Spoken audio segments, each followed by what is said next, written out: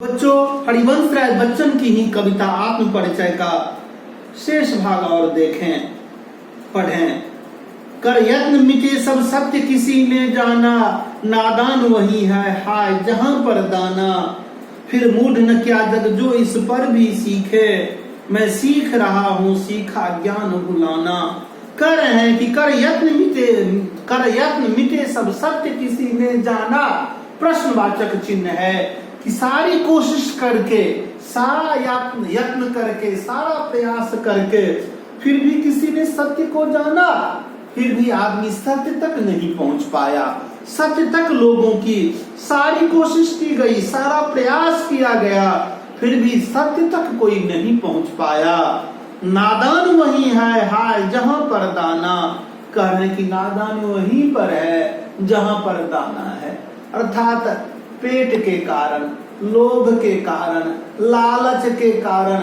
दाना का अर्थ यहाँ पर भूख नहीं लगाएंगे, भूख लगाएंगे तो सतही अर्थ हो जाएगा हाय जहां पर दाना, अर्थात नादान व्यक्ति उसी लोभ लालच के बंधन में फंसे रहते हैं। उसी लोभ लालच के कारण अपने जीवन का अमूल्य क्षण नष्ट कर देते हैं, बर्बाद कर देते हैं, जो नादान व्यक्ति होते हैं। लेकिन दुनिया में उसी नादान व्यक्तियों की संख्या ज्यादा है। सभी लोभ लालच में पड़कर ही अपना सब कुछ विनष्ट कर देते हैं। फिर मूढ़ न क्या जग जो इस पर न सीखे, मैं सीख रहा हूँ सीखा ज्ञान भुलाना। कह रहे कि फिर मूढ़ न क्या जग जो इस पर न सीखे। फिर संसार के लोग वे मूढ़ हैं, वे मूर्ख हैं कि जो इस पर भी न सीखते हैं, इस पर भी सचेत नहीं होते हैं, इस पर भी सतर्क नहीं होते हैं, इसी मोह माया में पड़े रहते हैं। जबकि हम देखते हैं कि हमारे सामने वाले, हमारे बगल वाले, हमारे पड़ोस, हमारे परिचित इस लोभ लालच के कारण अपना बहुमूल्य समय बर्बाद कर दिए, नष्ट कर दिए, आगे नहीं कुछ कर पाए, कुछ समाज को, देश को दे नहीं पाए, फिर भी हम लोग उसी में लगे रहते हैं, उसी में पड़े रहते हैं। तो फिर मूढ़ न क्या जग जो इस पर न सीखे। फिर संसार के लोग मूर्ख, मूर्ख, अज्ञानी कहो। फिर संसार के ऐसे लोग को हम अज्ञानी क्यों न कहेंगे कि जो सब कुछ जानते हुए भी कि लोभ लालच के कारण, दाना के कारण लोगों ने अपनी प्रतिभा को खो दी है, अपनी प्रतिभा को समाप्त कर दी है, सामाजिक दायित्व का, देश के प्रति अपने कर्तव्य का निर्वहन नहीं कर पाए। तो फिर मूढ़ न क्या जग जो इस पर न सीखे, मैं सीख रहा हूँ सीखा ज्ञान भुलाना।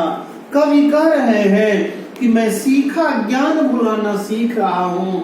मैंने जो सीखा है मैं उसे भुलाना चाहता हूँ। मैं भी फिर मूढ़ न क्या जग जो इस पर न सीखे।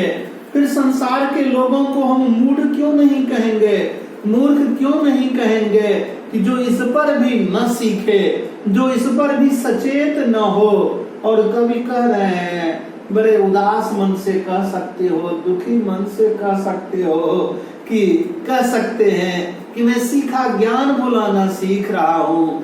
मैंने जो कुछ सीखा है मैं उसको भुलाना सीख रहा हूँ। मैं भी इसी संसार में रम जाना चाहता हूँ, रम जाना चाहता हूँ। इसका अर्थ अविधा से न लेंगे। 3 तरह की शब्द शक्तियां होती हैं, अविधा, लक्षणा, व्यंजना। अविधा जो साक्षात अर्थ है, जैसे डायरी मतलब डायरी, मोबाइल मतलब मोबाइल, आदमी मतलब आदमी।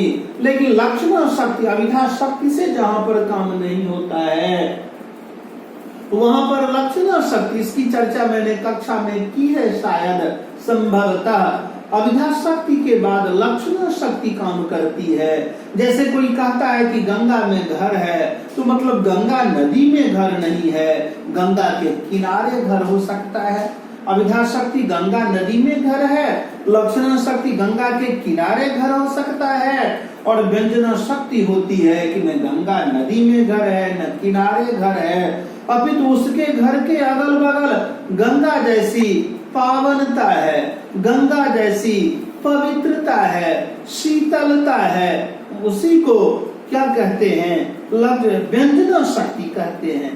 तो एक तरह से कवि व्यंग्य कर रहे हैं कि मैं सीख रहा हूँ, सीखा ज्ञान भुलाना, मैं सीखा हुआ जो ज्ञान है मैं उसको भुलाना सीख रहा हूँ। मैं भी इसी तरह से व्यंग्य कर रहे हैं कि मैं इस ऐसा नहीं सीख रहा हूँ, इससे मैं बचना चाहता हूँ, इससे मैं उबरना चाहता हूँ। जैसे आपने 10th में सूरदास को पढ़ा होगा कि उद्धव तुम हो अति बड़भागी, अर्थात उद्धव जी आप बड़े भाग्यशाली नहीं, बड़े अभागे हैं, वही है व्यंजना शक्ति। तो मैं इससे अपने को बचाना चाहता हूँ, ऐसा अर्थ हो सकता है। आगे एक और देखें कि मैं और जगह और कहाँ का नाता, मैं कुछ और हूँ और संसार के लोग कुछ और हैं। मैं कुछ और हूँ, संसार के लोग क्या है, और हैं। मैं अलग सोच का हूँ, मैं अलग विचार का हूँ, मैं अलग ख्याल का हूँ, लेकिन संसार वाले अलग ख्याल के हैं, अलग मानसिकता है। तो फिर नाता कहाँ का? नाता तो दो विचार वाले जब आपस में मिलते हैं तो नाता होता है, तब दोस्ती होती है। हाँ, अपवाद कहीं कहीं मिलता है कि दुर्योधन और कर्ण की प्रगाढ़ता को, दोस्ती की, मैत्री की प्रगाढ़ता को देखेंगे तो संदेह हो सकता है, लेकिन कहीं न कहीं किसी न किसी बिंदु पर दोनों तो एक होंगे। दूसरी बात है कि कर्ण दुर्योधन के उपकार के तले इस तरह से दबा हुआ था कि भाई दोस्ती थी, लेकिन अक्सर हाँ, चाहे तो समान आवश्यकता हो, समान विचार हो, तभी नाता होता है, तभी लगाव होता है। तो मैं और जगह और कहाँ का नाता, मैं कुछ और हूँ और संसार कुछ और है, संसार वाले कुछ और सोचते हैं। तो फिर कहाँ का नाता, कहाँ का मतलब? मैं बना बना कितने जग रोज मिटाता, मैं कितने जग को बना बना कर मिटाता हूँ। बात हुई थी, कहा था कि कवि की सृष्टि विधाता की सृष्टि से भी बेहतर है, और मैंने आप लोगों से बात की थी कि कवि की सृष्टि के कारण ही विधाता की सृष्टि को मान्यता मिली है, विधाता का अस्तित्व कायम है। यदि बताया ही था कि वेद व्यास यदि नहीं होते, वाल्मीकि नहीं होते, तो निस्संदेह राम और कृष्ण की बात नहीं हो पाती। तो एक व्यक्ति ने, मनुष्य ने राम और कृष्ण को प्रतिष्ठापित किया है। अब विकास की जब बात करें, मनुष्य के जन्म की बात करें, तो हो सकता है कि भगवान ने मनुष्य को बनाया या नहीं बनाया। डार्विन जैसे विकासवादी कहते हैं कि नहीं, प्रकृति से स्वतः विकास हुआ। इस पर प्रश्न है, सत्य का अनुसंधान करना पड़ेगा। ईश्वर, लेकिन मनुष्य ने ईश्वर को प्रकट किया। वाल्मीकि, तुलसीदास ने राम की महत्ता को जग भर में फैलाया।